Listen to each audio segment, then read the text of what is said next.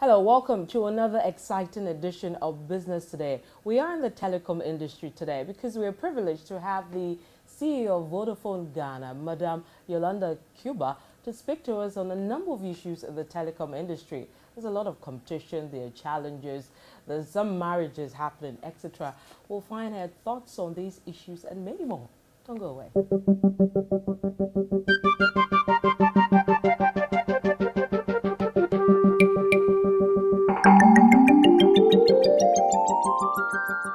So, Madam Yolanda Cuba, thank you very much for joining us. Welcome to Business Today. Thank you very much.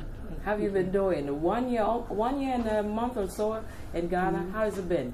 It's been good. I've learned a lot. That's the most important thing. But I've actually learned to love the country even more.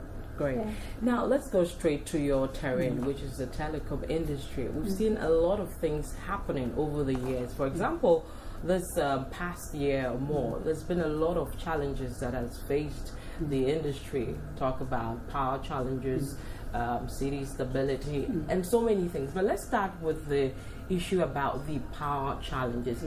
How difficult was it for you at the time? Of course, it's been a bit better over the past few months, but during the most challenging times of the power crisis, how was it for you?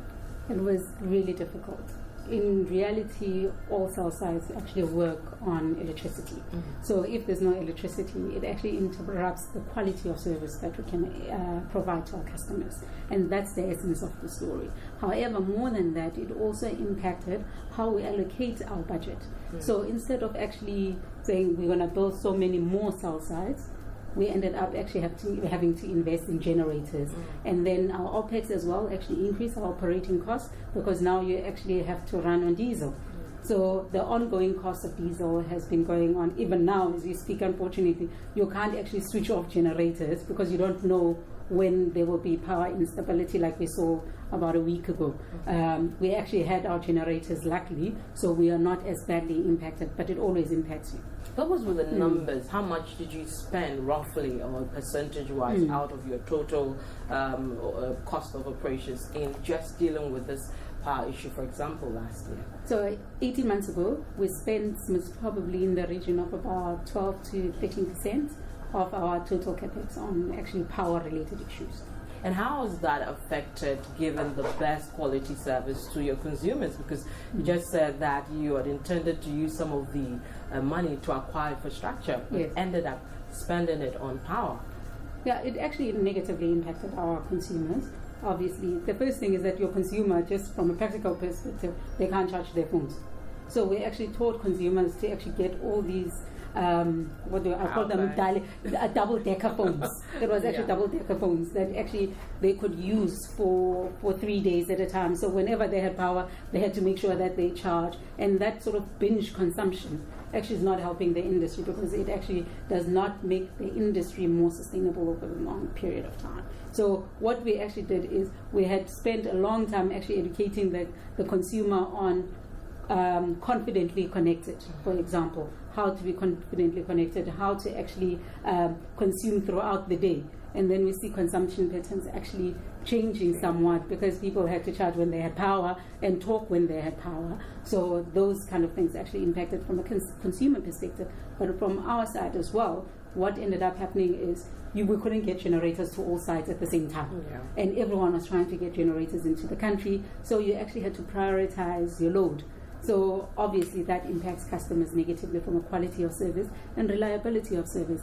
Because for me, at the end of the day, is when someone is trying to call an ambulance, when someone is trying to call a loved one to say, come and pick me up here, and the service is not there at that time, that's when you really feel the nuisance factor, the quality of service factor in your everyday life. It's better now, isn't it? Much better, much better. I must be honest. I mean, even with what happened a week ago, I didn't feel it was as severe, although it was a national blackout. But because we actually had some infrastructure, it actually helped us as well. Okay, let's look at the currency issue. Do you also have facing similar challenges like your competitors with the instability? With the instability and also the depreciation. You know, let's be fair. So in terms of capital expenditure, what I could buy last year is less than what I'm buying this year for the same amount of money. That's effectively how foreign exchange actually impacts us. So today, that's our biggest problem, is that currency depreciation is actually impacting us more around what we can buy for the same amount that we could buy last year, a few months ago. Yeah, how are you even dealing with that? Because it looks from outside that you've been able to maneuver over the years with the instability and depreciation. So I think you roll with the punches. You know, we are a dynamic organization, we're a dynamic industry. We'll just roll with the punches, to be honest. For me, the biggest kind of issues are, what is it that government could have done? What is it that ECG could have done? And so on and so on, so that we learn the lessons from that, so that we don't carry them forward. For me, those are the biggest things. I'm more interested in terms of what are we going to do to ensure that we have a stable currency now that we've learned the lessons of the past. And because as business, you actually have, at any time you plan, you have some sensitivities that you run. Unfortunately, sometimes what happens is beyond your sensitivity, but you actually plan within sensitivity. So you say, if this goes wrong, if that goes wrong, how would I actually respond to this? And where would I get the money for this? What would I have to give up here? And so on. So from that perspective, that's how we've actually managed to actually handle it. Has it been difficult? Absolutely. Right. Now, we've seen a government which is pro-business, which is open to take advice from industry. And you earlier said that you want to see what government can do or could have done to deal with some of these challenges. In your opinion, what would you suggest they do to deal with these challenges that are clearly having a negative toll on your operation? I think there's a couple of things. For me, the first one is work more with industry in a more collaborative manner in order to actually ensure that the demand side of the formula is actually appropriate. Because sometimes we say, here's the supply side, you see what you do. However, we can see the growth in our businesses. We can see how people are migrating from basic services to more sophisticated services. We can see people moving from rural to more urban. So all those patterns actually are impacting consumption of electricity, consumption of water, consumption of all basic services, including healthcare. Yeah. So how can government actually tap into that to actually ensure that the demand side formula is actually balanced? We would be more than willing, for example, to actually help with that. The second issue is around, for example, how government comes up with policies. Is there a way in which we can actually work more closely together to say, actually, our objective as a country, as Ghana, is the following. What is the best way to get us there? Obviously, all of us will have different opinions, and government is the final decision maker on how we get there. However, for me, it's more around certainty around those policies that's really important. Because whether it's a bad policy or a good policy, if it's consistent, you actually can work within it. The chopping and changing and introducing new elements every so often, it does become somewhat of a challenge. But the industry set up the telecom chamber. Yes. Has it been useful in helping shape government's policies or even pushing your agenda so far? It's been really helpful, to be honest with you. For me, I mean, when I walked in, I became the chairman. That's the first thing that happened. So I'm not sure how that happened, but it happened. It's been really useful because it allows us as an industry to actually have a common voice.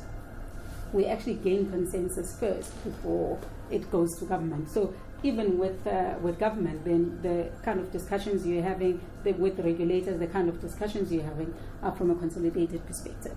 And that's always useful to actually get that consolidated perspective so that government also understands that I'm dealing with one voice. It's not 3 or 10 different voices actually coming to me, trying to lobby me, trying to give me their perspective, and actually tells you, each one telling you how best their solution is, and so on and so on. So from that perspective, really useful, and we've made some significant inroads, to be honest, in terms of making sure some of the policy issues are moved forward, and we're looking to more cooperation with the current government as well.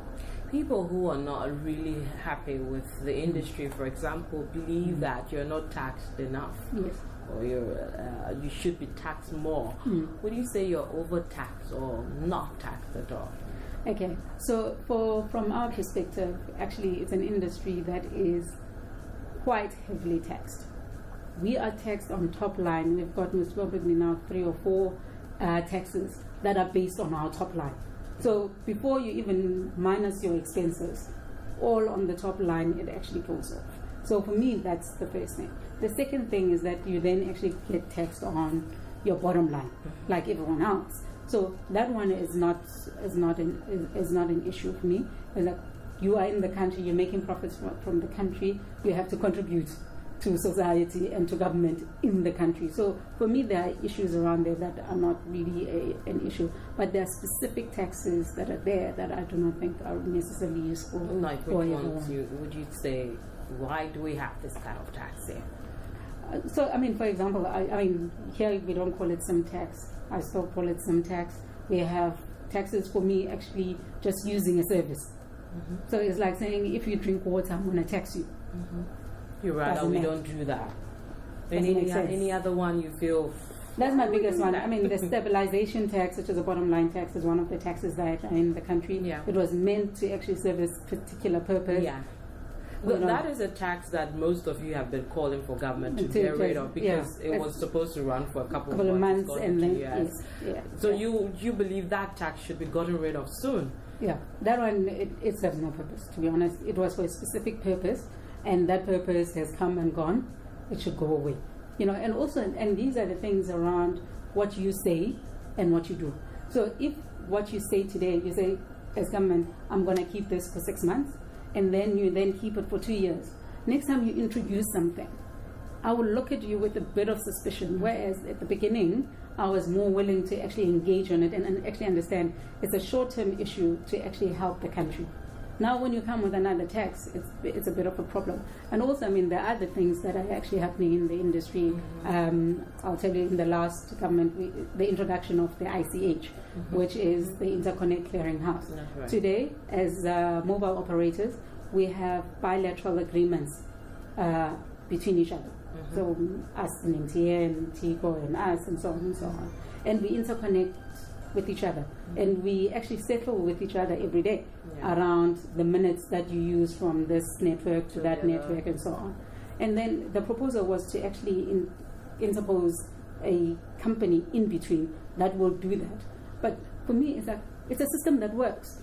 Why actually take something that works and actually break it up and then put in an entity in there, for example, that would make money and that would require a return on capital because it would be owned by capital providers, and then, you know, cost the customer more ultimately. Why would we do that? So those are the kind of things to me that I always look at and say, are they useful? Are they not useful?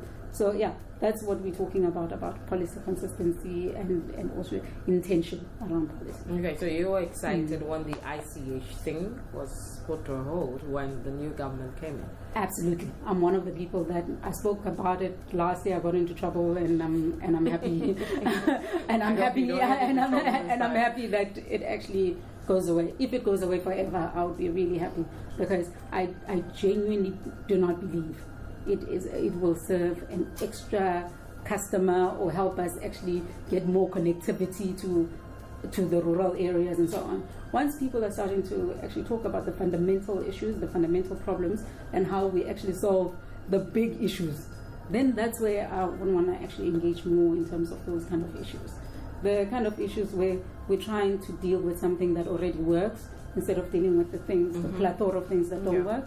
That's where I actually have some challenges. Brings us to the issue of mobile interoperability. Yes. Which a couple of months ago we saw the central bank trying to do something which it didn't work out. Yes. Came back to the same question about whether telecom operators cannot do things on their own or push for their own agenda.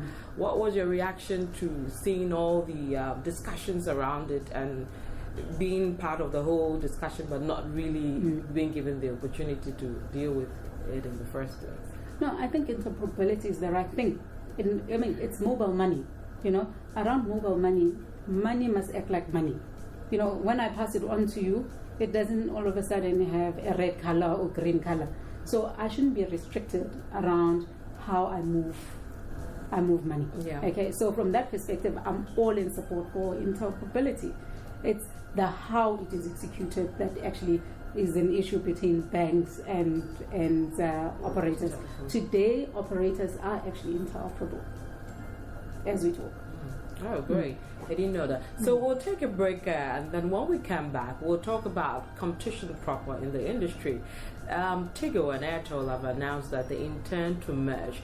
Some telecom analysts say when the merger happens, Vodafone, which is now number 2, may become number 3, but people contest that assertion.